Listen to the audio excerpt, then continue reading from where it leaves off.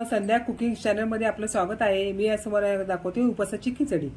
त्यासाठी मी पाव किलो साबुत तांदूळ भिजून घेतलेले आहेत। ते रात्रीच टाकलेले भिजायला।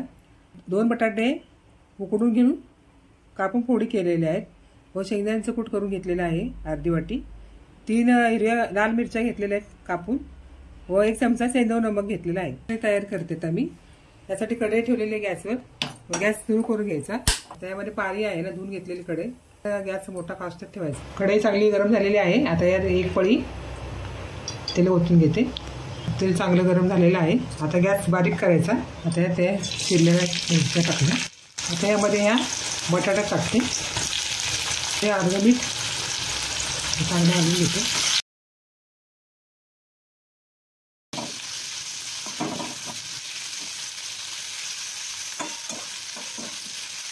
त्यामध्ये खूप टाकायचं। खूप हलवून घ्यायचं। त्यामध्ये टाकूया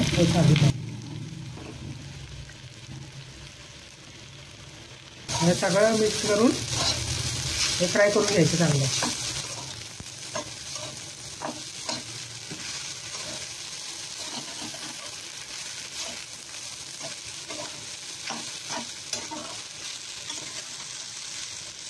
टाकून घेते हे पीठ मीठ ठेवलेलं जरा। आता छान मिक्स करून घेते आणि छान फ्राय करून घेते।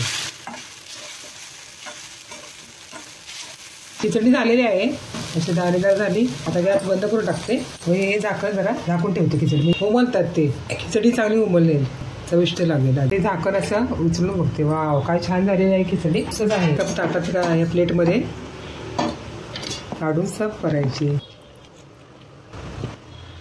माझी खिचडी झालेली आहे तयार। या पद्धतीने सर्व करावी। आता तुम्हाला खाऊन दाखवते।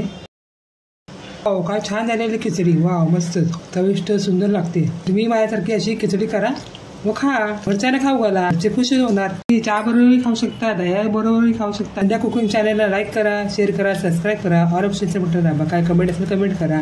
पुन्हा नवीन व्हिडिओमध्ये भेटूया। बाय।